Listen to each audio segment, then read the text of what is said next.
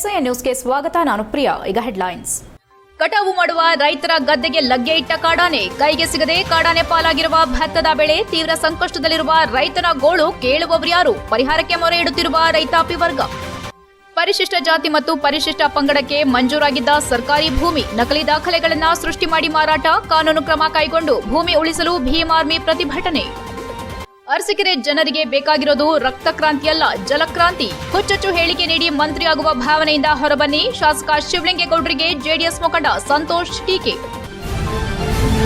ಬೇಲೂರು ತಾಲೂಕಿನ ಅರೆಹಳ್ಳಿ ಭಾಗದಲ್ಲಿ ಕಾಡಾನೆಗಳ ಹಾವಳಿ ದಿನದಿಂದ ದಿನಕ್ಕೆ ಹೆಚ್ಚಾಗುತ್ತಿದ್ದು, ಕೈಗೆ ಬಂದಿದ್ದು ಬಾಯಿಗೆ ಬರಲಿಲ್ಲ ಎಂಬಂತೆ ನಾಳೆ ಕಟಾವು ಮಾಡಬೇಕು ಎಂದಿದ್ದ ರೈತರ ಗದ್ದೆಗೆ ಲಗ್ಗೆ ಇಟ್ಟ ಕಾಡಾನೆಗಳ ಗುಂಪು ಬೆಳೆದು ನಿಂತಿದ್ದ ಪೈರನ್ನ ನೆಲಸಮ ಮಾಡಿ ಕಷ್ಟದಲ್ಲಿದ್ದವರನ್ನ ಇನ್ನಷ್ಟು ಸಂಕಷ್ಟಕ್ಕೆ ಸಿಲುಕಿಸುವಂತಹದ್ದಾಗಿದ್ದು, ರೈತರ ಗೋಳು ಕೇಳುವವರು ಯಾರು ಎನ್ನುವಂತಹ ಸಂದಿಗ್ಧ ಪರಿಸ್ಥಿತಿ ಎದುರಾಗಿದೆ. ಇತ್ತೀಚಿನ ದಿನಮಾನದಲ್ಲಿ ಹೊಲ ಗದ್ದೆಗಳಲ್ಲಿ ಸ್ಥಳೀಯ ಕೂಲಿ ಕಾರ್ಮಿಕರ ನೆರವಿನೊಂದಿಗೆ ಭತ್ತ ಬೆಳೆಯಬೇಕೆಂದರೆ ರೈತನ ಶ್ರಮವನ್ನ ಹೇಳಲು ಅಸಾಧ್ಯ. ಹೇಗಿದ್ರೂ ಆಧುನಿಕ ಕೃಷಿ ಯಂತ್ರಗಳನ್ನು ಬಳಸಿ 1 ಎಕರೆ ಗದ್ದೆಯಲ್ಲಿ ಭತ್ತ ಬೆಳೆಯಬೇಕೆಂದರೆ ಸುಮಾರು 25,000 ರೂಪಾಯಿಗಳಷ್ಟು ಖರ್ಚು ವೆಚ್ಚ ತಗುಲುತ್ತದೆ. ಅಕಾಲಿಕ ಮಳೆ ಬಾರದೆ ಕಾಡು ಪ್ರಾಣಿ ಪಕ್ಷಿಗಳಿಂದ ಸಂರಕ್ಷಿಸಿ ಉತ್ತಮ ಫಸಲು ಬಂದರೆ ಸರಿಸುಮಾರು 40,000 ರೂಪಾಯಿಗಳಷ್ಟು ಆದಾಯ ಗಳಿಸಬಹುದು ಎಂದರೆ ಊಹಿಸಿ. ಒಂದು ವೇಳೆ ಬ್ಯಾಂಕ್ಗಳಿಂದ ಅಥವಾ ಕೈಸಾಲ ಪಡೆದು ಮಾಡಿದ್ದಾರೆ, ಬಡ್ಡಿ ಕಟ್ಟಿ ಎಷ್ಟು ಉಳಿಸಿ ಮನೆ ಖರ್ಚು ವೆಚ್ಚಕ್ಕಾಗಿ ಎಷ್ಟು ಮೀಸಲಿಡಬಹುದೆಂದು. ಇಂತಹ ಸಂದಿಗ್ಧ ಸ್ಥಿತಿಯಲ್ಲಿಯೂ ಹೋಬಳಿಯ ದೊಡ್ಡಸಾಲವರ ಗ್ರಾಮದ ರಮೇಶ್, ಶಾರದಾ, ಆನಂದ್, ಸುಂದರ ಪೂಜಾರಿ ಸೇರಿದಂತೆ ಇನ್ನು ಮುಂತಾದವರು ಕಷ್ಟಪಟ್ಟು ಬೆಳೆದ ಬೆಳೆ ಕೈಗೆ ಸಿಗದೆ ಕಾಡಾನೆ ಪಾಲಾಗಿದ್ದು, ಸರ್ಕಾರ ಇದಕ್ಕೆ ಸೂಕ್ತ ಪರಿಹಾರ ನೀಡಬೇಕು, ಇಲ್ಲವಾದರೆ ಆತ್ಮಹತ್ಯೆ ಒಂದೇ ಪರಿಹಾರ ಎಂದು ತಮ್ಮ ಅಳಲನ್ನ ಮಾಧ್ಯಮದ ಮೂಲಕ ತೋಡಿಕೊಂಡಿದ್ದಾರೆ.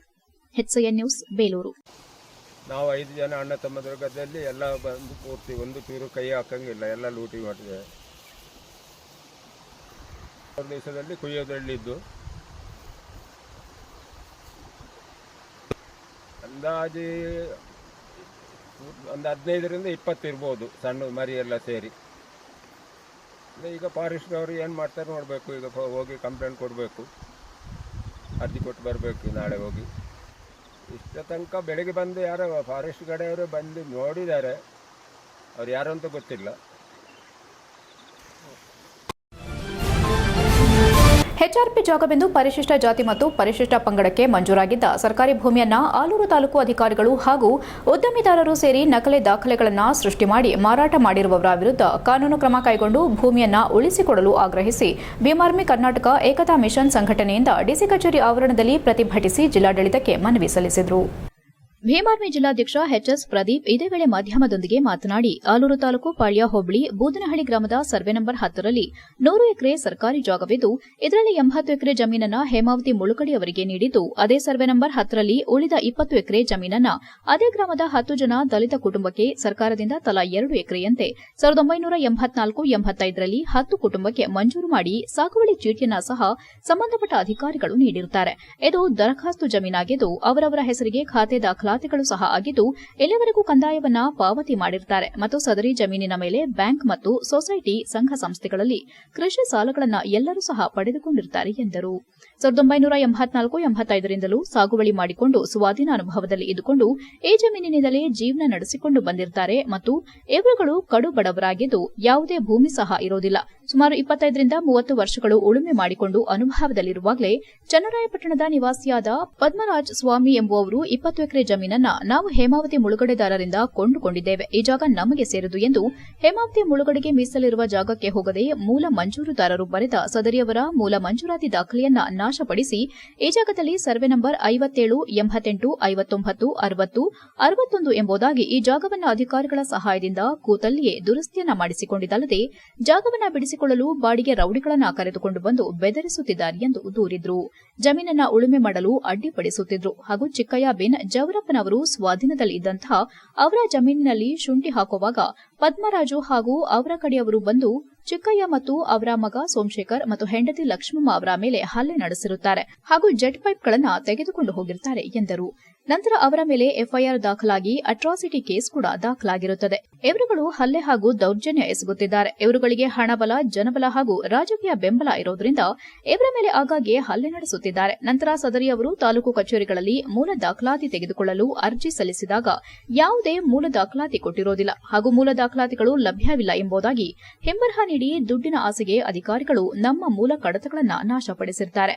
ತಾವುಗಳು ಮೇಲಿನ ಅಂಶಗಳನ್ನು ಪರಿಗಣನೆಗೆ ತೆಗೆದುಕೊಂಡು ಮೂಲ ದಾಖಲೆಗಳನ್ನು ಪರಿಶೀಲಿಸಿ ಜಿಲ್ಲಾಧಿಕಾರಿಗಳು ಖುದ್ದು ಸ್ಥಳಕ್ಕೆ ಭೇಟಿ ನೀಡಿ ಪರಿಶೀಲನೆ ನಡೆಸಿ ಹೆಚ್ಆರ್ಪಿ ಜಾಗವೆಂದು ಪರಿಶಿಷ್ಟ ಜಾತಿ ಹಾಗೂ ಪಂಗಡಕ್ಕೆ ಮಂಜೂರಾಗಿದ್ದ ಸರ್ಕಾರಿ ಭೂಮಿಯನ್ನ ಆಲೂರು ತಾಲೂಕು ಸಂಬಂಧಪಟ್ಟ ಅಧಿಕಾರಿಗಳು ಹಾಗೂ ಉದ್ಯಮಿದಾರರು ನಕಲಿ ದಾಖಲೆಯನ್ನ ಸೃಷ್ಟಿ ಮಾಡಿ ಮಾರಾಟ ಮಾಡಿರುವವರ ವಿರುದ್ಧ ಕಾನೂನು ಕ್ರಮ ಕೈಗೊಂಡು ಸಂತ್ರಸ್ತರ ಭೂಮಿಯನ್ನ ಉಳಿಸಿಕೊಡಬೇಕೆಂಬುದು ನಮ್ಮ ಒತ್ತಾಯವಾಗಿದೆ ಎಂದರು. ಪ್ರತಿಭಟನೆಯಲ್ಲಿ ಭೀಮಾರ್ಮಿ ಜಿಲ್ಲಾ ಉಪಾಧ್ಯಕ್ಷ ನವೀನ್ ಸಾಲ್ಗಾಮೆ, ತಾಲೂಕು ಅಧ್ಯಕ್ಷ ಡಿಕೆ ಹೇಮಂತ್, ಆಲೂರು ತಾಲೂಕು ಉಪಾಧ್ಯಕ್ಷ ಗಿರೀಶ್, ಕಾರ್ಯದರ್ಶಿ ರಘುಚಂದ್ರ, ಖಜಾಂಚಿ ಸಿದ್ದೇಶ್, ಗ್ರಾಮಸ್ಥರಾದ ಸಿದ್ದಯ್ಯ, ಚಿಕ್ಕಯ್ಯ, ಸಗನಯ್ಯ, ಚಂದ್ರಮ್ಮ, ಮಲ್ಲೇಶ್, ದ್ಯಾವಯ್ಯ, ದೊಡ್ಡಯ್ಯ ಹಾಗೂ ಇತರರು ಉಪಸ್ಥಿತರಿದ್ದರು. HCN news Hassan. ನಮಸ್ಕಾರ, ನನ್ನ ಹೆಸರು ಪ್ರದೀಪ್ ಅಂತ. ಭೀಮಾರ್ಮಿ ಹಾಸನ ಜಿಲ್ಲೆ ಜಿಲ್ಲಾಧ್ಯಕ್ಷ ಹಾಗೂ ಕರ್ನಾಟಕ ರಾಜ್ಯ ಕಾರ್ಯಾಧ್ಯಕ್ಷನ ಕೆಲಸ ಮಾಡ್ತೀನಿ.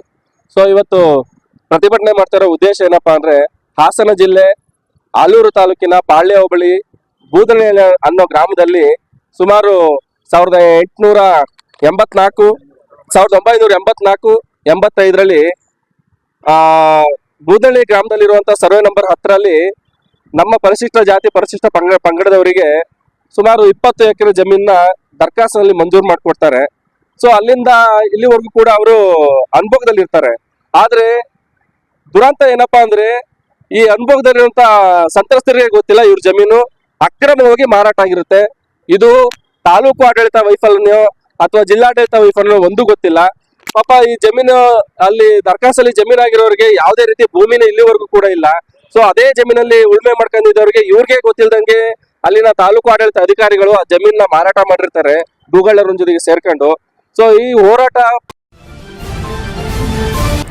ನಾಗರಿಕನಾಗಿ ನಮ್ಮ ಜನತೆಗೆ ಅವಶ್ಯಕವಾಗಿ ಬೇಕಾಗಿರೋದು ಬಾಂಬ್ ಹಾಕುವಂತಹದ್ದು ರಕ್ತಕ್ರಾಂತಿ ಮಾಡೋದಲ್ಲ. ಅರಸೀಕೆರೆಗೆ ಅವಶ್ಯಕವಾಗಿ ಬೇಕಾಗಿರೋದು ಜಲಕ್ರಾಂತಿ ಆಗಬೇಕಾಗಿದೆ ಎಂದು ಜೆಡಿಎಸ್ ಮುಖಂಡ ಸಂತೋಷ್ ಶಾಸಕರನ್ನ ಟೀಕಿಸಿದರು. ಹಾಸನದಲ್ಲಿ ಮಾತನಾಡುತ್ತಾ ಈ ಸರ್ಕಾರಕ್ಕೆ ಏನಾದರೂ ತೊಂದರೆಯಾದರೆ ರಕ್ತ ಕ್ರಾಂತಿಯಾಗುತ್ತದೆ ಎಂದು ಶಾಸಕ ಶಿವಲಿಂಗೇಗೌಡರು ಹಿಂದೆ ಹೇಳಿಕೆ ನೀಡಿದ್ದು ಮತ್ತು ಎತ್ತಿನಹೊಳೆ ಯೋಜನೆಯಲ್ಲಿ ಬಾಂಬ್ ಹಾಕಿ ಜಮೀನು ಬಿಡಿಸಿಕೊಳ್ಳೋದಾಗಿ ಕೆಲ ದಿನಗಳ ಹಿಂದೆ ಕೆಡಿಪಿ ಸಭೆಯಲ್ಲಿ ಹೇಳಿದ್ದು ತಮಟೆ ಬಡಿಯುತ್ತೇನೆ ಎಂದು ಹೇಳಿ ಗೋಪಾಲಸ್ವಾಮಿ ಅವರೇ ಎಂದು ಚನ್ನರಾಯಪಟ್ಟಣದ ಕಾರ್ಯಕ್ರಮವೊಂದರಲ್ಲಿ ಗೋಗರೆಯುತ್ತಿದ್ದರು ಎಂದು ವ್ಯಂಗ್ಯವಾಡಿದರು.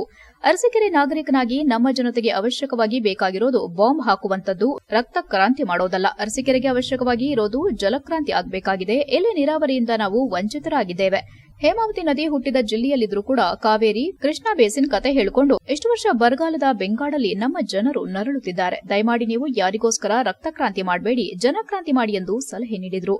ನಾನು ವಿರೋಧ ಪಕ್ಷದಲ್ಲಿದ್ದೆ, ಒಬ್ಬ ಶಾಸಕನಾಗಿ ಹೆಚ್ಚು ಕೆಲಸ ಮಾಡೋದಕ್ಕಾಗಿರಲಿಲ್ಲ ಎಂದು ಹೇಳಲಾಗಿತ್ತು. ಆದರೆ ಈಗ ಕ್ಯಾಬಿನೆಟ್ ದರ್ಜೆಯ ಗೃಹ ಮಂಡಳಿ ಅಧ್ಯಕ್ಷ ಸ್ಥಾನ ಅಲಂಕರಿಸಿದ್ದೀರಿ.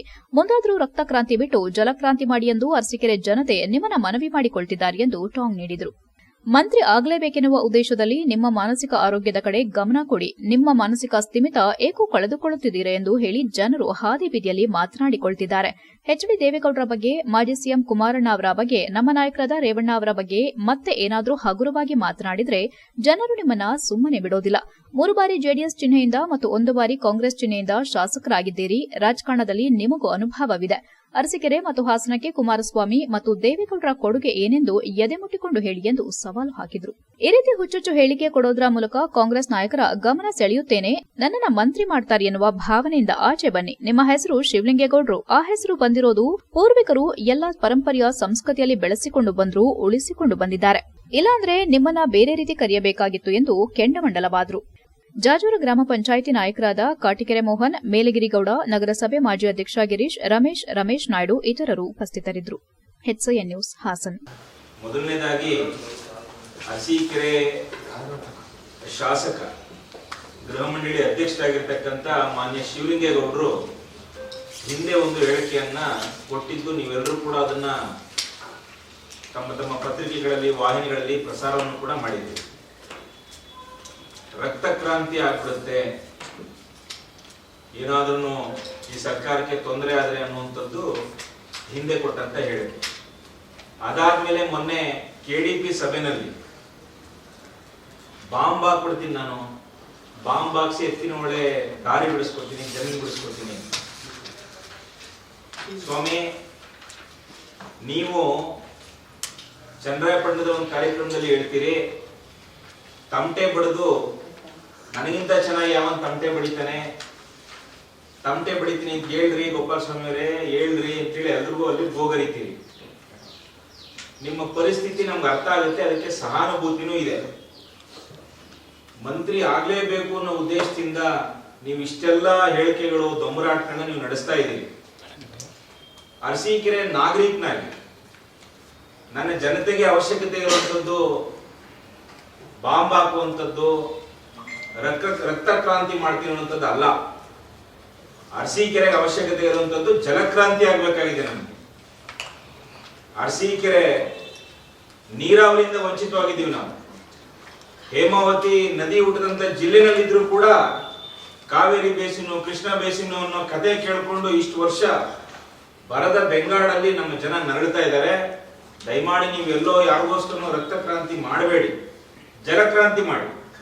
ಎಷ್ಟು ದಿನ ಹೇಳ್ತೀರಿ ನಾನು ವಿರೋಧ ಪಕ್ಷದಲ್ಲಿದ್ದೆ, ವಿರೋಧಿ ದಳದಲ್ಲಿದ್ದೆ. HCN ನ್ಯೂಸ್ನಲ್ಲಿ ಈಗೊಂದು ಪುಟ್ಟ ಬ್ರೇಕ್.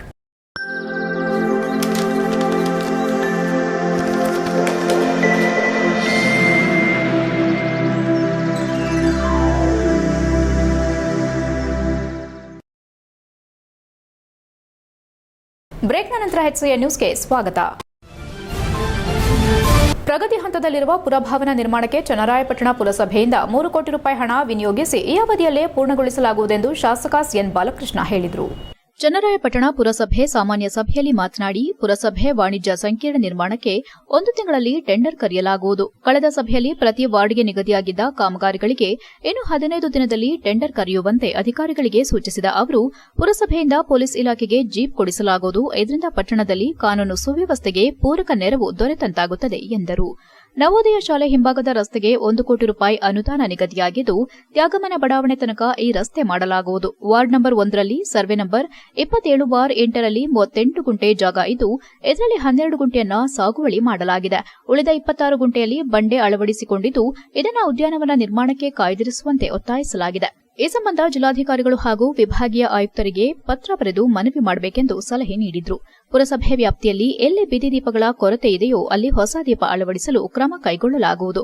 ಅಗತ್ಯವಿರುವ ಸದಸ್ಯರು ಈ ಸಂಬಂಧ ಸ್ಪಷ್ಟ ಮಾಹಿತಿ ನೀಡಬೇಕು. ಮೈಸೂರು ರಸ್ತೆಯಲ್ಲಿ ನಿರಂತರವಾಗಿ ನೀರು ಸೋರಿಕೆಯಿಂದ ರಸ್ತೆ ಹಾಳಾಗುತ್ತಿದ್ದು ಸರಿಪಡಿಸಬೇಕು. ಅಲ್ಪಸಂಖ್ಯಾತ ಇಲಾಖೆಯಿಂದ ವಿಶೇಷ ಅನುದಾನ ತಂದು ಅಗತ್ಯ ಮಳಿಗೆಗಳಿಂದ ಬಾಡಿಗೆ ಸರಿಯಾಗಿ ಸಂದಾಯವಾಗದಿದ್ರೆ ವಸೂಲಿ ಮಾಡಿ, ಸಿಬ್ಬಂದಿ ಪಾವತಿ ಮಾಡದಿದ್ರೆ ಗಮನಕ್ಕೆ ತನ್ನಿ. ತಪ್ಪುಗಳಾಗಿದ್ರೆ ಸರಿಪಡಿಸೋಣ ಎಂದು ಶಾಸಕ ಎನ್ ಬಾಲಕೃಷ್ಣ ಸಲಹೆ ನೀಡಿದರು. ಪುರಸಭೆ ಮಳಿಗೆಗಳ ವಿಚಾರದಲ್ಲಿ ಹಗರಣ ನಡೆದಿದೆ. ಎಲ್ಲ ಮಳಿಗೆಗಳ ಹಂಚಿಕೆಯ ಕ್ರಮಗಳನ್ನು ಲೋಕಾಯುಕ್ತಕ್ಕೆ ಒಪ್ಪಿಸಿ ಪಾರದರ್ಶಕ ತನಿಖೆ ನಡೆಸಬೇಕೆಂದು ಕಾಂಗ್ರೆಸ್ ಸದಸ್ಯ ಪ್ರಕಾಶ್ ಒತ್ತಾಯಿಸಿ, ಕಾಂಗ್ರೆಸ್ ಸದಸ್ಯರುಗಳ ವಾರ್ಡ್ಗಳಲ್ಲಿ ಅಭಿವೃದ್ಧಿ ಮಾಡದೆ ಹೆಚ್ಚು ತಾರತಮ್ಯ ನಡೆಯುತ್ತಿದೆ. ಸಭೆಯ ಆರಂಭಕ್ಕೂ ಮುನ್ನ ಇತ್ತೀಚೆಗೆ ನಿಧನರಾದ ಮಾಜಿ ಮುಖ್ಯಮಂತ್ರಿ ಎಸ್ಎಂ ಕೃಷ್ಣ, ಮಾಜಿ ಪ್ರಧಾನಿ ಮನಮೋಹನ್ ಸಿಂಗ್ ಮತ್ತು ಪೌರಕಾರ್ಮಿಕ ಭಾಸ್ಕರ್ ಅವರಿಗೆ ಶ್ರದ್ದಾಂಜಲಿ ಸಲ್ಲಿಸಲಾಯಿತು. ಪುರಸಭಾ ಅಧ್ಯಕ್ಷೆ ಕೆಎನ್ ಬನಶಂಕರಿ ರಘು, ಉಪಾಧ್ಯಕ್ಷೆ ರಾಣಿಕೃಷ್ಣ, ಸ್ಥಾಯಿ ಸಮಿತಿ ಅಧ್ಯಕ್ಷ ಸುರೇಶ್, ಮುಖ್ಯಾಧಿಕಾರಿ ಕೆಎನ್ ಹೇಮಂತ್ ಉಪಸ್ಥಿತರಿದ್ದರು. ನೂತನ ನಾಮನಿರ್ದೇಶಿತ ಸದಸ್ಯರಾದ ಇಮ್ರಾನ್ ಪಾಷಾ ಹಾಗೂ ತೀರ್ಥಕುಮಾರ್ ಅವರನ್ನು ಸ್ವಾಗತಿಸಲಾಯಿತು. HCN news, Channarayapatna.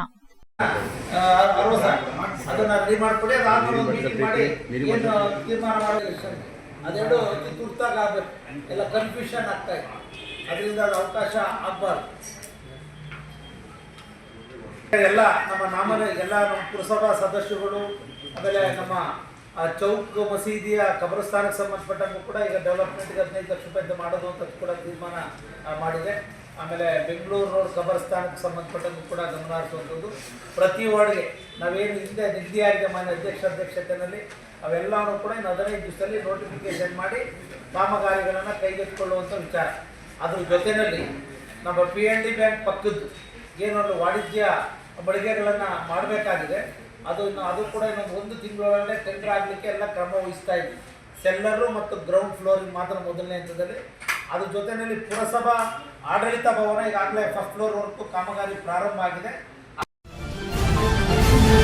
Aluru railway ನಿಲ್ದಾಣದಲ್ಲಿ ರೈಲು ನಿಲುಗಡೆಯನ್ನು ತಾತ್ಕಾಲಿಕವಾಗಿ 3 ತಿಂಗಳುಗಳ ಕಾಲ ಮಾಡಲು ರೈಲ್ವೆ ಇಲಾಖೆ ಸಮ್ಮತಿಸಿದೆ ಎಂದು ಜನಸ್ಪಂದನ ವೇದಿಕೆ ಸಂಸ್ಥಾಪಕ ಹೇಮಂತ್ ಕುಮಾರ್ ತಿಳಿಸಿದರು.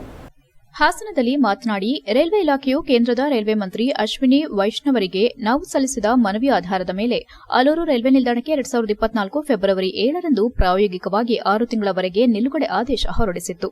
ತದನಂತರ ನಾವು ಮತ್ತೊಮ್ಮೆ ಈಗಿನ ರೈಲ್ವೆ ರಾಜ್ಯ ಸಚಿವ ವಿ ಸೋಮಣ್ಣರಿಗೆ ಮನವಿ ಸಲ್ಲಿಸಿ 3 ತಿಂಗಳವರೆಗೆ ವಿಸ್ತರಿಸಿದೆ. ಆದರೆ ಈ ಡಿಸೆಂಬರ್ 4ರಿಂದ ರೈಲ್ವೆ ನಿಲುಗಡೆ ಸಾಧ್ಯವಿಲ್ಲ ಎಂದು ಆದೇಶ ಹೊರಡಿಸಿದೆ.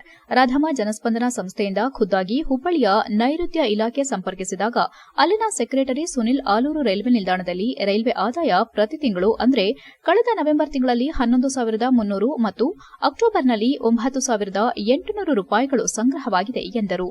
ನವೆಂಬರ್ನಲ್ಲಿ 192 ಜನ ಆಲೂರು ನಿಲ್ದಾಣದಲ್ಲಿ ಟಿಕೆಟ್ ತೆಗೆದುಕೊಂಡಿದ್ದಾರೆ. ಆದರೆ ರೈಲ್ವೆ ಇಲಾಖೆಯು ಯಶವಂತಪುರದಿಂದ ಆಲೂರಿಗೆ ಬರುವ ಪ್ರಯಾಣಿಕರ ಟಿಕೆಟ್ ಆದಾಯವನ್ನ ಪರಿಗಣಿಸದೆ ಅಲ್ಲಿನ ಆದಾಯವನ್ನ ಯಶವಂತಪುರಕ್ಕೆ ಮಾತ್ರ ಸೀಮಿತ ಎಂದು ಪರಿಗಣಿಸಿದೆ. ರೈಲ್ವೆ ನಿಯಮದ ಪ್ರಕಾರ ತಿಂಗಳಿಗೆ ಕನಿಷ್ಠ 30,000 ಆದಾಯ ಬಂದಿದ್ರೆ ರೈಲ್ವೆ ಕಮರ್ಷಿಯಲ್ ಇಲಾಖೆ ನಿಲುಗಡೆ ಆದೇಶವನ್ನು ರದ್ದುಪಡಿಸುತ್ತಿರಲಿಲ್ಲ. ನಿಗದಿತ ಪ್ರಮಾಣದಲ್ಲಿ ಆಲೂರು ನಿಲ್ದಾಣದಲ್ಲಿ ಆದಾಯ ಬಂದಿಲ್ಲ ಎಂದು ನಮಗೆ ತಿಳಿಸಿರುತ್ತಾರೆ. ನಾವು ಸಮಗ್ರವಾಗಿ ಅಧ್ಯಯನ ಮಾಡಿ ರೈಲ್ವೆ ಇಲಾಖೆಗೆ ಮತ್ತೊಮ್ಮೆ ಪುನರ್ ಪರಿಶೀಲಿಸಿ ಎಂದು ಕೆಲವೊಂದು ಅಂಕಿಅಂಶಗಳ ಸಮೇತ ಗಮನ ಸೆಳೆದಿರುತ್ತೇವೆ. ದೇಶದ ಎಷ್ಟೋ ರೈಲು ನಿಲ್ದಾಣದಲ್ಲಿ 6,000ಕ್ಕಿಂತ ಕಡಿಮೆ ಆದಾಯವಿದ್ರೂ ಶಾಶ್ವತ ನಿಲುಗಡೆಯನ್ನ ಮಾಡಿಕೊಟ್ಟಿದ್ದಾರೆ. ನಮ್ಮ ರಾಜ್ಯದ ವಿಜಯಪುರ ಜಿಲ್ಲೆಯ ನಿಂಬಾಳ್ಕರ್ ನಿಲ್ದಾಣದಲ್ಲಿ ಕಳೆದ ವರ್ಷ ಸಂಸದ ರಮೇಶ್ ಜಿಗಜಿಣಗಿ ಸಹ ಶಾಶ್ವತ ನಿಲುಗಡೆಯನ್ನ ಕಡಿಮೆಯಾಗದೇ ಇದ್ರೂ ಸಹ ಮಾಡಿಸಿಕೊಟ್ಟಿದ್ದಾರೆ. ಇದೇ ಮಾದರಿಯಲ್ಲಿ ನಮ್ಮ ಕ್ಷೇತ್ರದ ಸಂಸದರು ಕೂಡ ರೈಲ್ವೆ ಕೆಲಸ ಮಂತ್ರಿಗಳಾದ ಅಶ್ವಿನಿ ವೈಷ್ಣವರ ಬಳಿ ವಿಶೇಷ ಮನವಿಯನ್ನ ಸಲ್ಲಿಸಿ ಶಾಶ್ವತ ನಿಲುಗಡೆ ಮಾಡಿಸಿಕೊಡುತ್ತೇನೆ ಎಂದು ನಮಗೆ ಭರವಸೆ ಕೊಟ್ಟಿದ್ದಾರೆ ಎಂದು ಹೇಳಿದರು. ಅವರಿಗೆ ವಿಶೇಷವಾಗಿ ಸಮಸ್ತ ತಾಲೂಕಿನ ನಾಗರಿಕರ ಪರವಾಗಿ ಧನ್ಯವಾದ ತಿಳಿಸುತ್ತೇನೆ. ಸಂಸದರು ಸಕಾರಾತ್ಮಕವಾಗಿ ಸ್ಪಂದಿಸಿ 30 ಡಿಸೆಂಬರ್ ಸೋಮವಾರ ಮೈಸೂರಿನ ಡಿಆರ್ಎಂ ಶಿಲ್ಪಿ ಅಗರ್ವಾಲ್ ಅವರಿಗೆ ದೂರವಾಣಿ ಕರೆ ಮಾಡಿ ತಕ್ಷಣವೇ 3 ತಿಂಗಳ ನಿಲುಗಡೆಯನ್ನ ಮಾಡಿಕೊಡಿ ಎಂದು ಸೂಚನೆ ಕೊಟ್ಟಿದ್ದಾರೆ. ಕೆಲವೇ ದಿನಗಳಲ್ಲಿ ಆಲೂರು ತಾಲೂಕಿಗೆ ಮತ್ತೊಮ್ಮೆ ರೈಲ್ವೆ 3 ತಿಂಗಳ ತಾತ್ಕಾಲಿಕ ನಿಲುಗಡೆ ಬರುತ್ತದೆ ಎಂದು ಮಾಧ್ಯಮದ ಮುಖಾಂತರ ತಾಲೂಕಿನ ಸಮಸ್ತ ಜನರಿಗೆ ಬೆಳಕಿಗೆ ತರುತ್ತಿದ್ದೇವೆ ಎಂದರು. ಈ ವೇಳೆ ಸೋಮಶೇಖರ್, ವಿನಯ್ ಇತರರು ಉಪಸ್ಥಿತರಿದ್ದರು. HCN news, Haasan. ರೈಲ್ವೆ ನಿಲ್ದಾಣ ಇದ್ದು 24 ವರ್ಷ ಆಗಿದೆ. 24 ವರ್ಷದಿಂದ ಕೂಡ ರೈಲ್ವೆ ಸಂಚರಿಸಿದ್ರು ಕೂಡ ಒಂದೇ ಒಂದು ನಿಲುಗಡೆ ಇರಲಿಲ್ಲ. ಅದಕ್ಕೆ 24 ವರ್ಷದಿಂದಲೂ ಕೂಡ 2 ಸ್ಟೇಷನ್ ಮಾಸ್ಟರು ಮತ್ತೆ ಸಿಬ್ಬಂದಿ ಡಿ ಗ್ರೂಪ್ ನೌಕರರು ಮತ್ತೆ ಎಲ್ಲವೂ ಕೂಡ ಸಂಬಳ ವೇತನವನ್ನು ರೈಲ್ವೆ ಇಲಾಖೆ ಕೊಡ್ತಾರೆ. 24 ವರ್ಷದಲ್ಲೂ ಕೂಡ 2 ಸಿಬ್ಬಂದಿಗಳಿದ್ದಾರೆ. ಇದೆಲ್ಲವನ್ನು ಅರಿತು ನಾನು ಕಳೆದ 2022ರಿಂದ ಹೋರಾಟಕ್ಕಿದೆ. ಅದು ಅಂತಿಮವಾಗಿ 2023 ಫೆಬ್ರವರಿಯಲ್ಲಿ ರೈಲ್ವೆ ಇಲಾಖೆ 24ರಲ್ಲಿ ಫೆಬ್ರವರಿಯಿಂದ ರೈಲ್ವೆ ಇಲಾಖೆ ಆದೇಶ ಹೊರಡಿಸಿತು. ಒಂದು ನೋಟಿಫಿಕೇಶನ್ ಮುಖಾಂತರ 6 ತಿಂಗಳ ಮಟ್ಟಿಗೆ ಪ್ರಾಯೋಗಿಕವಾಗಿ ಟ್ರಯಲ್ ಬೇಸಿಸ್ ಮೇಲೆ ನಾವು ಒಂದು ಆದೇಶವನ್ನು ಕೊಡ್ತಿದ್ದೀವಿ ಅಂತ. ಅದು ಒಂದು ಟ್ರೈನಿಂಗ್ ಮಾತ್ರ ನಿಲುಗಡೆ ಕೊಡ್ತಿದ್ದೀವಿ. ಅದು ಯಾಕಂದ್ರೆ ಒಂದು ಟ್ರೈನ್ ಅಂದ್ರೆ ಬೆಳಗ್ಗೆ ಬರುವಂತ ಟ್ರೈನಿಂಗ್ ಮಾತ್ರ, ಮಿಕ್ಕಿದ್ದೆಲ್ಲ ಟ್ರೈನ್ ಮಧ್ಯರಾತ್ರಿ ಸಂಚಾರ ಇದೆ ಆ ರೂಟ್ನಲ್ಲಿ. ಕಾರವಾರ ಎಕ್ಸ್ಪ್ರೆಸ್ನ ನಿಲುಗಡೆಗೆ ಅವಕಾಶ ಮಾಡಿಕೊಟ್ಟಾದ್ಮೇಲೆ ಅದು ಸಬ್ಜೆಕ್ಟು ಕಂಡೀಷನ್ ಅಪ್ಲೈ ಏನಂದ್ರೆ ಆದಾಯಗಳು ಇಷ್ಟೇ ಸಂಗ್ರಹ ಆಗಬೇಕು ಅಂತ ಇತ್ತು. ತದನಂತರ ಮತ್ತೆ ಜುಲೈಯಲ್ಲಿ ನಾವು ವಿ ಸೋಮಣ್ಣ ಸಾಹೇಬರಿಗೆ ನಾವು ಮತ್ತೆ ಮನವಿ ಮಾಡಿದ್ರು.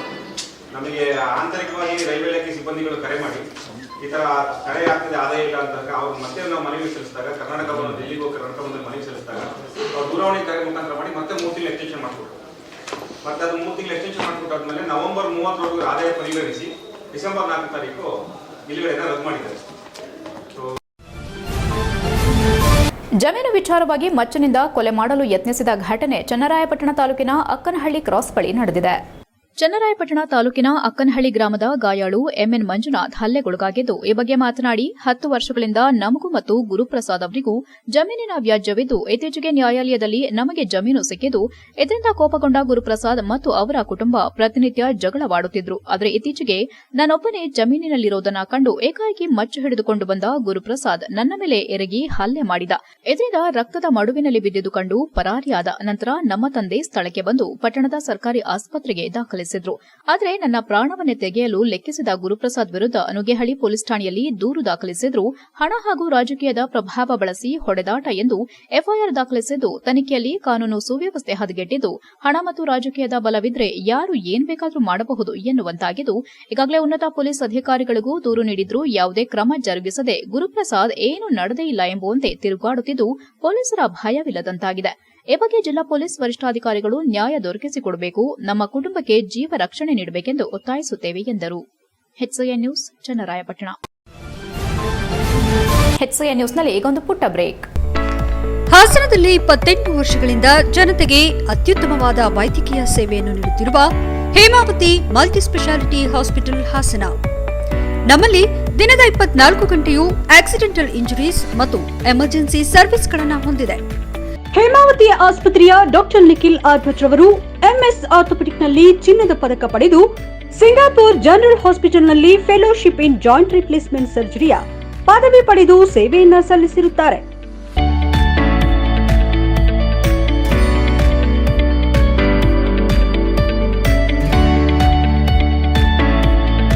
ನಮ್ಮಲ್ಲಿ ಆಂಬ್ಯುಲೆನ್ಸ್ ಸೇವೆಯೂ ಲಭ್ಯ. ಇನ್ನೇಕೆ ತಡ? ನೀವು ಯಾವುದೇ ಮೂಳೆ ಸಮಸ್ಯೆ ಹೊಂದಿದರೆ ಹಿಂದೆ ಭೇಟಿ ನೀಡಿ. ಹೇಮಾವತಿ ಮಲ್ಟಿ ಸ್ಪೆಷಾಲಿಟಿ ಹಾಸ್ಪಿಟಲ್, ಉತ್ತರ ಬಡಾವಣೆ, ಹಾಸನ. ಬ್ರೇಕ್ನ ನಂತರ HCN ನ್ಯೂಸ್ಗೆ ಸ್ವಾಗತ. ಹಾಸನ ನಗರಕ್ಕಾಗಮಿಸಿದ ಸುತ್ತೂರು ಜಾತ್ರಾ ಮಹೋತ್ಸವದ ಪ್ರಚಾರ ಸಂಚಾರಿ ರಥಯಾತ್ರೆಯನ್ನು ಸೋಮವಾರ ಸಂಜೆ ಹಾಸನ ನಗರದ ತಣ್ಣೀರುಹಳ್ಳ ಸರ್ಕಲ್ನಲ್ಲಿ ಸ್ವಾಗತಿಸಿ ನಂತರ ತಣ್ಣೀರುಹಳ್ಳ ಮಠದಲ್ಲಿ ಪೂಜೆ ಕಾರ್ಯಕ್ರಮ ನಡೆಯಿತು. ವೀರಶೈವ ಲಿಂಗಾಯತ ಸಂಘಟನೆ ಮುಖಂಡರು ಹೇಮಾವತಿ ಪ್ರತಿಮೆ ಬಳಿ ಹಾರ ಹಾಕಿ ಸ್ವಾಗತಿಸಿದರು. ಬಳಿಕ ಹಾಸನ ಜಿಲ್ಲಾ ವೀರಶೈವ ಲಿಂಗಾಯತ ಸಂಘದ ವತಿಯಿಂದ ಶ್ರೀ ಬಸವೇಶ್ವರ ಕಲ್ಯಾಣ ಮಂಟಪದ ಶ್ರೀ ಬಸವೇಶ್ವರ ದೇವಾಲಯದ ಆವರಣದಲ್ಲಿ ಪೂಜೆ ಸಲ್ಲಿಸಿದರು. ನಂತರ ಹಾಸನ ಶ್ರೀ ಜವೇನಹಳ್ಳಿ ಮಠದ ಆವರಣದಲ್ಲಿ ಪೂಜೆ ಸಲ್ಲಿಸಲಾಯಿತು. ಈ ಸಂದರ್ಭದಲ್ಲಿ ಹಾಸನ ಶ್ರೀ ಜವೇನಹಳ್ಳಿ ಮಠದ ಮಠಾಧೀಶ ಶ್ರೀ ಸಂಗಮೇಶ್ವರ ಸ್ವಾಮೀಜಿ ಮಾತನಾಡಿ, ಸುತ್ತೂರು ಮಠದ ಶಿವರಾತ್ರಿ ದೇಶಿಕೇಂದ್ರ ಮಹಾಸ್ವಾಮೀಜಿ ನೇತೃತ್ವದಲ್ಲಿ ವಿಶೇಷವಾಗಿ ನಡೆಯುವ ಜಾತ್ರಾ ಮಹೋತ್ಸವ ದಿನಾಂಕ 26/1/2025 ರಿಂದ 31/1/2025 ಸಾಮೂಹಿಕ ವಿವಾಹ, ಭಜನಾ ಮೇಳ, ವಸ್ತು ಪ್ರದರ್ಶನ, ಕೃಷಿ ಮೇಳ, ದನಗಳ ಜಾತ್ರೆ, ಸಾಂಸ್ಕೃತಿಕ ಮೇಳ, ದೇಸಿ ಆಟಗಳು, ದೋಣಿ ವಿಹಾರ, ಚಿತ್ರಕಲೆ, ರಂಗೋಲಿ, ಗಾಳಿಪಟ, ಸೋಬಾನೆ ಪದ, ಛಾಯಾಚಿತ್ರ ಸ್ಪರ್ಧೆ ಮೊದಲಾದವುಗಳು ಜರುಗುತ್ತದೆ. ವರ್ಣರಂಜಿತ ವೈವಿಧ್ಯಮಯ ಸಾಂಸ್ಕೃತಿಕ ಕಾರ್ಯಕ್ರಮಗಳು ಹಾಗೂ ನಾಟಕಗಳು ನಡೆಯಲಿವೆ ಎಂದು ಸುತ್ತೂರು ಜಾತ್ರಾ ಮಹೋತ್ಸವದ ಪ್ರಚಾರ ಸಂಚಾರಿ ರಥಯಾತ್ರೆ ಹಾಸನ ನಗರದಲ್ಲಿ ಮೆರವಣಿಗೆ ನಡೆದಿದೆ. ತಾವೆಲ್ಲರೂ ಸುತ್ತೂರು ಮಠದ ಜಾತ್ರೆಗೆ ಭಾಗವಹಿಸಿ ಎಂದು ತಿಳಿಸಿದರು. ತಣ್ಣೀರುಹಳ್ಳ ಸರ್ಕಲ್ನಲ್ಲಿ ಹಾಸನ ತಾಲೂಕು ಅಖಿಲ ಭಾರತ ವೀರಶೈವ ಲಿಂಗಾಯತ ಮಹಾಸಭಾ ವತಿಯಿಂದ ಅಧ್ಯಕ್ಷ ಕಟಾಯ ಶಿವಕುಮಾರ್ ಹಾರ ಹಾಕಿ ಸ್ವಾಗತಿಸಿದರು. ಉಪಾಧ್ಯಕ್ಷರಾದ HP ಹೇಮೇಶ್, ಜಿಲ್ಲಾ ನಿರ್ದೇಶಕರಾದ ಶೋಭನ್ ಬಾಬು, ಪ್ರಧಾನ ಕಾರ್ಯದರ್ಶಿ HS ಹೇಮಂತ್ ಕುಮಾರ್, ನಿರ್ದೇಶಕರಾದ ಮದನ್, ಶೆಟ್ಟಿಹಳ್ಳಿ ಧರ್ಮ, ಪಾಪು, ಮಯೂರಿ ಲೋಕೇಶ್, ಲೀಲಾ ಧರ್ಮಪ್ಪ, ಸಾವಿತ್ರಿ, HK ದಿಲೀಪ್, ಯುವ ಘಟಕದ ಅಧ್ಯಕ್ಷ ಪ್ರದೀಪ್ ಮೊದಲಾದವರು ಉಪಸ್ಥಿತರಿದ್ದರು. ನಂತರ ತಣ್ಣೀರುಹಳ್ಳ ಮಠದಲ್ಲಿ ರಥಕ್ಕೆ ಪೂಜೆ ಸಲ್ಲಿಸಲಾಯಿತು. ಈ ಸಂದರ್ಭದಲ್ಲಿ ತಣ್ಣೀರುಹಳ್ಳ ಮಠದ ಅಭಿವೃದ್ಧಿ ಸಮಿತಿ ಕಾರ್ಯದರ್ಶಿ ಸೋಮಣ್ಣ, ಮ್ಯಾನೇಜರ್ ಶಂಕರಣ್ಣ, ITI ಕಾಲೇಜು ಪ್ರಾಂಶುಪಾಲರಾದ ತುಂಗರಾಜು, ಉಪನ್ಯಾಸಕರಾದ ಪ್ರಸನ್ನಕುಮಾರ್, ಜಗದೀಶ್, ರೇಣುಕಾ, ಗಿರಿರಾಜು, ಶಿಕ್ಷಕರಾದ ಮಲ್ಲಿಕಾರ್ಜುನ, ನೀಲಕಂಠ, ತೋಟೇಶ್, ಶಾಲಾ ಶಿಕ್ಷಕರು, ವಿದ್ಯಾರ್ಥಿಗಳು ಭಾಗವಹಿಸಿದರು. HCN news Hassan. ಜನವರಿ 26ರಿಂದ 31ರವರೆಗೆ ಸುತ್ತೂರು ಶ್ರೀ ಶಿವರಾತ್ರಿ ಶಿವಯೋಗಿಗಳ ಒಂದು ಜಾತ್ರೋತ್ಸವ ಕಾರ್ಯಕ್ರಮ ನಡೀತಾ ಇದೆ. ಇದು ಇಡೀ ರಾಜ್ಯಾದ್ಯಂತ ಇವತ್ತು ಪ್ರಚಾರ ರಥ ಬಂದಿದ್ದು, ಮಂಡ್ಯ ಜಿಲ್ಲೆ, ಚಿಕ್ಕಮಗಳೂರು ಜಿಲ್ಲೆ ಮುಗಿಸಿ ನಿನ್ನೆ ಇವತ್ತು ಹಾಸನ ಜಿಲ್ಲೆಗೆ ಬಂದಿದೆ. ನಾಳೆ ಕೊಡಗು ಜಿಲ್ಲೆ ಮುಗಿಸ್ಕೊಂಡು ಈ ರೀತಿ ರಾಜ್ಯದ ಎಲ್ಲ ಜಿಲ್ಲೆಗಳಿಗೂ ಸಹ ಪ್ರಚಾರ ಯಾತ್ರೆ ನಡೆಯುತ್ತಾ ಇದೆ. ಈಗಾಗಲೇ ಪ್ರತಿ ವರ್ಷವೂ ಸುತ್ತೂರು ಸ್ವಾಮಿಗಳ ನೇತೃತ್ವದಲ್ಲಿ ಅಲ್ಲಿ ಕೃಷಿ ಮೇಳ, ಇಂದು ಸುತ್ತೂರು ಮಹಾಸಂಸ್ಥಾನದ ಜಾತ್ರಾ ಮಹೋತ್ಸವದ ಪ್ರಚಾರ ರಥವು ಹಾಸನಕ್ಕೆ ಆಗಮಿಸಿದ್ದು, ಸುತ್ತೂರು ಮಹಾಸಂಸ್ಥಾನದಲ್ಲಿ ಪ್ರತಿ ವರ್ಷದಂತೆ ಈ ವರ್ಷವೂ ಜನವರಿ 26ರಿಂದ 31ರವರೆಗೆ ಅದ್ದೂರಿ ಜಾತ್ರಾ ಮಹೋತ್ಸವ ನಡೆಯಲಿದ್ದು, ಈ ಜಾತ್ರಾ ಮಹೋತ್ಸವದಲ್ಲಿ ಸಾಮೂಹಿಕ ವಿವಾಹ, ಭಜನಾ ಮೇಳ, ವಸ್ತು ಪ್ರದರ್ಶನ, ಕೃಷಿ ಮೇಳ, ದನಗಳ ಜಾತ್ರೆ, ಸಾಂಸ್ಕೃತಿಕ ಮೇಳ, ದೇಸಿ ಆಟಗಳು, ದೋಣಿ ವಿರಾಹ ಮಹೋತ್ಸವದ ಅಂಗವಾಗಿ ಈ ದಿನ ಏನು ಹಾಸನಕ್ಕೆ ಜಾತ್ರಾ ರಥವು ಆಗಮಿಸಿದೆ. ಇದು ಇಡೀ ನಾಡಿಗೆ ಸಂತೋಷ ತರುವಂಥ ಸುದ್ದಿ. ಈ 5 ದಿನ ನಡೆಯುವಂಥ ಜಾತ್ರಾ ಮಹೋತ್ಸವದಲ್ಲಿ ಲಕ್ಷಾಂತರ ಜನರು ಭಾಗಿಯಾಗಿ ದೇಶೀಯ ಆಟಗಳು ಹಾಗೂ ವಿವಾಹ ಮಹೋತ್ಸವಗಳು ಅಲ್ಲಿ ಜರುಗಲಿದ್ದು, ಎಲ್ಲರೂ ಈ ಒಂದು ಜಾತ್ರಾ ಮಹೋತ್ಸವಕ್ಕೆ ಸೇರಿ ಶ್ರೀಗಳ ಕೃಪೆಗೆ ಪಾತ್ರರಾಗಿ ಮನವಿಯನ್ನು ಕೇಳಿಕೊಳ್ಳುತ್ತೇನೆ. ಹಾಗೂ ಇಡೀ ನಾಡಿನ ಸುತ್ತೂರು ಜಾತ್ರಾ ಮಹೋತ್ಸವದ ಅಂಗವಾಗಿ ಇವತ್ತು ಹಾಸನಕ್ಕೆ ಆ ಒಂದು ರಥಯಾತ್ರೆ ಬಂದಿದೆ. ಪರಮ ಪೂಜ್ಯರ ಪಾದಾರವಿಂದಗಳಿಗೆ ಸಕಲ ಸದ್ಭಕ್ತರ ಪರವಾಗಿ ಸಾಷ್ಟಾಂಗ ಪ್ರಣಾಮಗಳನ್ನು ಹಾಸನ ಜಿಲ್ಲಾ ವೀರಶೈವ ಲಿಂಗಾಯತ ಸಂಘ, ಅಖಿಲ ಭಾರತ ವೀರಶೈವ ಮಹಾಸಭಾ ಹಾಸನ ಘಟಕ, ಸುತ್ತೂರಿನ ಜಾತ್ರಾ ಮಹೋತ್ಸವದ ಅಂಗವಾಗಿ ಇವತ್ತಿನ ದಿವಸ ಹಾಸನ ನಗರಕ್ಕೆ ಆಗಮಿಸಿರ್ತಕ್ಕಂಥ ಆದಿ ಜಗದ್ಗುರು ಶಿವರಾತ್ರೀಶ್ವರ ಸ್ವಾಮಿಗಳವರ ಒಂದು ಈ ರಥಯಾತ್ರೆ ಹಾಸನ ನಗರಕ್ಕೆ ಆಗಮಿಸಿರ್ತಕ್ಕಂಥ ಬಹಳ ಸಂತೋಷಕರವಾಗಿರ್ತಕ್ಕಂಥ ಸಂಗತಿ. ಯಾಕೆ ಅಂತಂದರೆ ಸುತ್ತೂರು ಮಠವು ಇಡೀ ದೇಶಾದ್ಯಂತ ಅಂತಾರಾಷ್ಟ್ರೀಯ ಮಟ್ಟದಲ್ಲೂ ಕೂಡ ಅನೇಕ ಧಾರ್ಮಿಕ, ಶೈಕ್ಷಣಿಕ ಕಾರ್ಯಯೋಜನೆಗಳನ್ನು ಹಾಕಿಕೊಂಡು ಶ್ರೀಮಠ ಇವತ್ತು ಕಾರ್ಯಗತ ಮಾಡ್ತಾ ಇದೆ. ಆ ನಿಟ್ಟಿನಲ್ಲಿ ಹಾಸನ ನಗರ ನಿವೃತ್ತಿ ಹೊಂದುತ್ತಿರುವ ಆಲೂರು ತಹಸೀಲ್ದಾರ್ ನಂದಕುಮಾರ್ ಅವರಿಗೆ ಸಮಾಜ ಸೇವಕ ಕಟ್ಟೆಗದ್ದೆ ನಾಗರಾಜ್ ಅವರು ಸನ್ಮಾನಿಸಿ ಗೌರವಿಸಿದರು. ಆಲೂರು ತಾಲೂಕು ತಹಸೀಲ್ದಾರ್ ಕಚೇರಿಗೆ ಕಟ್ಟೆಗದ್ದೆ ನಾಗರಾಜ್ ಭೇಟಿ ನೀಡಿ ನಿವೃತ್ತಿ ಹೊಂದಿರುವ ತಹಸೀಲ್ದಾರ್ ನಂದಕುಮಾರ್ ಅವರಿಗೆ ಶುಭ ಹಾರೈಸಿ ಮಾತನಾಡಿ, ನಮ್ಮ ತಾಲೂಕಿಗೆ ಬಂದು 1 ವರ್ಷ ಕಳೆದರೂ ತಮ್ಮ ವೃತ್ತಿ ಜೀವನದಲ್ಲಿ ಒಂದು ಕಪ್ಪುಚುಕೆ ಇಲ್ಲದಂತೆ ತಮ್ಮ ಕಾರ್ಯನಿರ್ವಹಿಸಿದ್ದಾರೆ. ಅದರಲ್ಲೂ ನಮ್ಮ ಭಾಗದ ರೈತರ ಕಷ್ಟಗಳಿಗೆ ಹಗಲು ಇರುಳು ಎನ್ನದೆ ನಮಗೆ ಸ್ಪಂದಿಸಿದ್ದಾರೆ. ಅವರಿಗೆ ನಾವು ಕೃತಜ್ಞತೆ ಸಲ್ಲಿಸುತ್ತೇವೆ ಎಂದರು. ಆಲೂರು ತಾಲೂಕಿನ ಎಲ್ಲಾ ಜನರ ಕಷ್ಟ ಸುಖಗಳಿಗೆ ಸ್ಪಂದಿಸಿ ಜನರ ಮೆಚ್ಚುಗೆಗೆ ಪಾತ್ರರಾಗಿದ್ದು, ಎಲ್ಲಾ ಜನರನ್ನ ಪ್ರೀತಿ ವಿಶ್ವಾಸದಿಂದ ಕಂಡು ಅವರ ಕುಂದುಕೊರತೆ ಸಮಸ್ಯೆಗಳನ್ನು ಬಗೆಹರಿಸುವ ಕೆಲಸ ಮಾಡಿದ್ದೀರಾ. ತಾಲೂಕಿಗೆ ನಿಮ್ಮ ಕೊಡುಗೆ ಅಪಾರ. ಯಾರನ್ನು ದ್ವೇಷದಿಂದ ಕಾಣದೆ ನಾನು ನಮ್ಮವರು ಎಂಬ ಪ್ರೀತಿ ಮನೋಭಾವನೆ ಹೊಂದಿರುವಂತಹವರು. ನಿಮ್ಮ ನಿವೃತ್ತಿ ನಮಗೆ ಬೇಸರ ತಂದಿದೆ. ಈ ಕೆಲಸ ಮಾಡಲು ಅನೇಕರು ಬರಬಹುದು, ಆದರೆ ನಿಮ್ಮಂತಹ ಸೌಮ್ಯ ಸ್ವಭಾವದ ವ್ಯಕ್ತಿತ್ವವನ್ನ ನಾವು ಕಂಡಿಲ್ಲ. ಯಾವುದೇ ಹಣದ ಆಮಿಷಕ್ಕೆ ಒಳಗಾಗದೆ ಬಡವರ ಎಲ್ಲಾ ವರ್ಗದ ಜನರ ಕೆಲಸಗಳನ್ನು ಮಾಡಿಕೊಟ್ಟಿದ್ದೀರಿ ಎಂದು ಹೇಳಿ, ಮುಂದೆ ನಿಮ್ಮ ಜೀವನ ಸುಖಕರವಾಗಿರಲಿ ಎಂದು ತಹಸೀಲ್ದಾರ್ ನಂದಕುಮಾರ್ ಅವರಿಗೆ ಶುಭ ಹಾರೈಸಿದರು. ಈ ಸಂದರ್ಭದಲ್ಲಿ ಶಿವಶಂಕರ್, ಬಸವರಾಜ್ ಗೇಕರವಳ್ಳಿ, ಲೋಕೇಶ್ ಅಜ್ಜೇನಹಳ್ಳಿ, ಕಿರಣ್, ವಕೀಲ ಜ್ಞಾನೇಶ್, ದೊಡ್ಡೇಗೌಡ ಇತರರು ಹಾಜರಿದ್ದರು. HCN news Aluru. ಹಾಸನ ನಗರದ ಶ್ರೀ ಸೀತಾರಾಮಾಂಜನೇಯ ದೇವಸ್ಥಾನದ ಆವರಣದಲ್ಲಿರುವ ಸಪ್ತಪದಿ ಸೌದಾಮಿನಿ ಸಭಾಂಗಣದಲ್ಲಿ ಜನವರಿ 3 ರಿಂದ 7 ರವರೆಗೆ 5 ದಿನಗಳವರೆಗೂ ಗಮಕ ಹಬ್ಬ ನಮನ ಕಾರ್ಯಕ್ರಮ ಏರ್ಪಡಿಸಲಾಗಿದೆ ಎಂದು ಜಿಲ್ಲಾ ಗಮಕ ಕಲಾ ಪರಿಷತ್ತು ಅಧ್ಯಕ್ಷ ಕಲಾಶ್ರೀ ಗಣೇಶ್ ಉಡುಪ ಮತ್ತು ರುಕ್ಮಿಣಿ ನಾಗೇಂದ್ರ ತಿಳಿಸಿದರು. ಹಾಸನದಲ್ಲಿ ಮಾತನಾಡಿ, ಕರ್ನಾಟಕ ಗಮಕ ಕಲಾ ಪರಿಷತ್ತು ಬೆಂಗಳೂರು ಜಿಲ್ಲಾ ಘಟಕ ಹಾಸನ, ಸಂಸ್ಕಾರ ಭಾರತಿ ಕರ್ನಾಟಕ, ಹಾಸನ ಜಿಲ್ಲಾ ಸಮಿತಿ, ಶ್ರೀ ಸೀತಾರಾಮಾಂಜನೇಯ ಸೇವಾ ಸಮಿತಿ, ಕನ್ನಡ ಮತ್ತು ಸಂಸ್ಕೃತಿ ಇಲಾಖೆ, ಸಂತಕವಿ ಕನಕದಾಸ ಮತ್ತು ತತ್ವದ ಪದಕಾರರ ಅಧ್ಯಯನ ಸಂಸ್ಥೆ ಬೆಂಗಳೂರು ಹಾಗೂ ಹಾಸನ ನಗರ ಗೃಹ ನಿರ್ಮಾಣ ಸಹಕಾರಿ ಸಂಘ ನಿಯಮಿತ ಇವರ ಸಹಯೋಗದಲ್ಲಿ ಹಾಸನ ನಗರದ ಶ್ರೀ ಸೀತಾರಾಮಾಂಜನೇಯ ದೇವಾಲಯದ ಸಪ್ತಪದಿ ಸೌದಾಮಿನಿ ಸಭಾಂಗಣದಲ್ಲಿ ದಿನಾಂಕ 3/1/2025 ಶುಕ್ರವಾರದಿಂದ 7/1/2025 ಮಂಗಳವಾರದವರೆಗೆ 5 ದಿನಗಳ ಗಮಕ ಹಬ್ಬ ಕವಿನಮನ ಕಾರ್ಯಕ್ರಮವನ್ನು ಹಮ್ಮಿಕೊಳ್ಳಲಾಗಿದೆ. ಜನವರಿ 3 ರಂದು ಸಂಜೆ 5 ಗಂಟೆಗೆ ಹಾಸನ ಜಿಲ್ಲಾ ಪಂಚಾಯಿತಿ ಕಾರ್ಯನಿರ್ವಾಹಕ ಅಧಿಕಾರಿಗಳಾದ ಪೂರ್ಣಿಮಾ ಬಿಆರ್ ಕಾರ್ಯಕ್ರಮ ಉದ್ಘಾಟಿಸುವರು. ಸಂಸ್ಕಾರ ಭಾರತಿ ಕರ್ನಾಟಕ ದಕ್ಷಿಣ ಪ್ರಾಂತದ ಅಧ್ಯಕ್ಷರು, ಖ್ಯಾತ ನಟ, ನಿರ್ದೇಶಕರೂ ಆದ ಸುಚೇಂದ್ರ ಪ್ರಸಾದ್, ಕರ್ನಾಟಕ ಸಂಸ್ಕೃತಿ ಇಲಾಖೆ ಸಹಾಯಕ ನಿರ್ದೇಶಕರಾದ ಡಾ HP ತಾರಾನಾಥ್, ಹಾಸನ ಆಕಾಶವಾಣಿ ಕೇಂದ್ರದ ಸಹಾಯಕ ನಿರ್ದೇಶಕರಾದ BV ಶ್ರೀಧರ್ ಅವರು ಮುಖ್ಯ ಅತಿಥಿಗಳಾಗಿ ಆಗಮಿಸಲಿದ್ದಾರೆ ಎಂದರು. ಕರ್ನಾಟಕ ಗಮಕ ಕಲಾ ಪರಿಷತ್ತಿನ ಹಾಸನ ಜಿಲ್ಲಾ ಘಟಕದ ಅಧ್ಯಕ್ಷರಾದ ಕಲಾಶ್ರೀ ಗಣೇಶ್ ಉಡುಪ ಅವರು ಅಧ್ಯಕ್ಷತೆ ವಹಿಸಲಿದ್ದಾರೆ. ಈ ಸಮಾರಂಭದಲ್ಲಿ ಗಮಕ ವಿದುಷಿ ಶ್ರೀಮತಿ ರುಕ್ಮಿಣಿ ನಾಗೇಂದ್ರ ಅವರಿಗೆ ಗಮಕ ಕಲಾಶ್ರೀ ಬಿರುದನ್ನು ನೀಡಿ ಗೌರವಿಸಲಾಗುವುದು ಎಂದರು. ಸಮಾರೋಪದಲ್ಲಿ HS ಮಂಜುನಾಥ್ ಮೂರ್ತಿ, ವಿದುಷಿ ಭಾರತಿ ಭಟ್, ಗಮಕ ವಿದುಷಿಯರಾದ ವಾಸುಕಿ ಶರ್ಮಾ, ಸುಮಿತ್ರಾ ವಿಶ್ವನಾಥ್ ಹಾಗೂ ಸಾಹಿತಿ ಗೊರೂರು ಅನಂತರಾಜ್ ಅವರನ್ನು ಗೌರವಿಸಿ ಸನ್ಮಾನಿಸಲಾಗುವುದೆಂದು 5 ದಿನದ ಗಮಕ ಹಬ್ಬ ಕವಿನಮನ ಕಾರ್ಯಕ್ರಮದ ಬಗ್ಗೆ ಮಾಹಿತಿ ನೀಡಿದರು. ಪತ್ರಿಕಾಗೋಷ್ಠಿಯಲ್ಲಿ ಹಾಸನ ಜಿಲ್ಲಾ ಗಮಕ ಕಲಾ ಪರಿಷತ್ತು ಉಪಾಧ್ಯಕ್ಷೆ ರುಕ್ಮಿಣಿ ನಾಗೇಂದ್ರ, ವಿಶ್ವನಾಥ್ ಚೌಹಾಣ್, ಕೋಶಾಧಿಕಾರಿ ಕುಮಾರಸ್ವಾಮಿ ಇತರರು ಉಪಸ್ಥಿತರಿದ್ದರು. HCN news Hassan. ಕಳೆದ 20 ವರ್ಷಗಳಿಂದ ನಾವು ಪ್ರಾಚೀನ ಕಲೆಯಾದಂತಹ ಗಮಕ ಕಲೆಯನ್ನು ಉಳಿಸಿ ಬೆಳೆಸಬೇಕು ಅಂತ ಹೇಳಿ ಗಮಕ ಹಬ್ಬ ಕವಿ ನಮನ ಅನ್ನುವಂತಹ 7 ದಿನಗಳ ವಿಶೇಷ ಕಾರ್ಯಕ್ರಮವನ್ನು ಪ್ರತಿ ವರ್ಷ ಜನವರಿ ತಿಂಗಳಲ್ಲಿ ಧನುರ್ ಮಾಸದಲ್ಲಿ ಇಟ್ಕೊಳ್ತಾ ಇದ್ದೀವಿ. ಅದು ಪ್ರತಿ ವರ್ಷವೂ ಸಹ ನಗರದ ಸೀತಾರಾಮಾಂಜನೇಯ ದೇವಾಲಯದ ಸಪ್ತಪದಿ ಸೌದಾಮಿನಿ ಸಭಾಂಗಣದಲ್ಲಿ ನಡೀತಾ ಇದೆ. ಈ ವರ್ಷ ಕಾರಣಾಂತರದಿಂದ 7 ದಿನ ಮಾಡಲಿಕ್ಕಾಗಲಿಲ್ಲ. ಕಾರಣ ಇಷ್ಟೇ, 10ನೇ ತಾರೀಕು ವೈಕುಂಠ ಏಕಾದಶಿ ಇರುವುದರಿಂದ 2 ದಿನ ಮುಂಚೆವೇ ಅದಕ್ಕೆ ಚೌಟಿಯನ್ನು ಬಿಟ್ಕೊಳ್ಬೇಕಾಗುವುದು. ಹಾಗಾಗಿ 5 ದಿನಗಳ ಕಾಲ ಮಾಡ್ತಾ ಇದ್ದೀವಿ.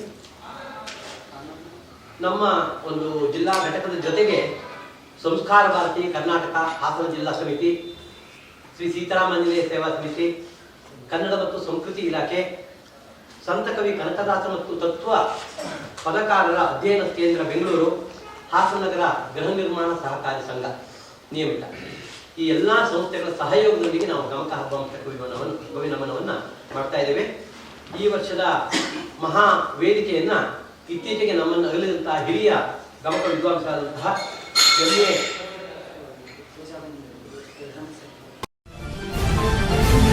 HCN ನ್ಯೂಸ್ನಲ್ಲಿ ಈಗೊಂದು ಪುಟ್ಟ ಬ್ರೇಕ್.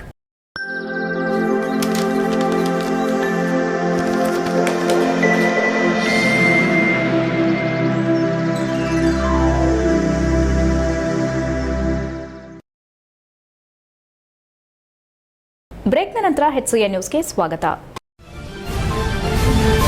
ಬೇಲೂರು ಅಯ್ಯಪ್ಪ ಸ್ವಾಮಿ ಸೇವಾ ಸಮಿತಿ ಕೋಟೆ ಇವರ ವತಿಯಿಂದ 46ನೇ ವರ್ಷದ ಅನ್ನದಾನ ಹಾಗೂ ದೀಪೋತ್ಸವ ಕಾರ್ಯಕ್ರಮ ಏರ್ಪಡಿಸಲಾಗಿತ್ತು. 46ನೇ ವರ್ಷದ ಅಂಗವಾಗಿ ಶ್ರೀ ಶಾಸ್ತನಿಗೆ ಮಹಾಗಣಪತಿ ಹೋಮ, ಸ್ವಾಮಿಗಳಿಂದ ಲಕ್ಷಾರ್ಚನೆ ಹಾಗೂ ಪುಷ್ಪಾರ್ಚನೆ ನಂತರ ಮಹಾಮಂಗಳಾರತಿ ನೆರವೇರಿಸಲಾಯಿತು. ಪ್ರತಿ ವರ್ಷದಂತೆ 18 ವರ್ಷಗಳಿಂದ ಅನ್ನದಾನ ನಡೆಸಿಕೊಂಡು ಬರುತ್ತಿರುವ ಬೆಂಗಳೂರಿನ ಶಿವಾನಂದ್ ಕುಟುಂಬದವರು ಶ್ರೀ ಶಾಸ್ತನಿಗೆ ವಿಶೇಷ ಪೂಜೆ ಸಲ್ಲಿಸಿದರು. ನಂತರ ಮಾತನಾಡಿದ ಅಯ್ಯಪ್ಪ ಸ್ವಾಮಿ ಸೇವಾ ಸಮಿತಿ ಗುರುಸ್ವಾಮಿಗಳಾದ ದೇವೇಗೌಡ ಹಾಗೂ ಮಂಜುನಾಥ್, ಪ್ರತಿ ವರ್ಷದಂತೆ ಸುಮಾರು 46 ವರ್ಷಗಳಿಂದ ದೀಪೋತ್ಸವ, ಅನ್ನದಾನ ಹಾಗೂ ಪುಷ್ಪಾಭಿಷೇಕವನ್ನು ಆಚರಿಸಿಕೊಂಡು ಬರಲಾಗುತ್ತಿದೆ.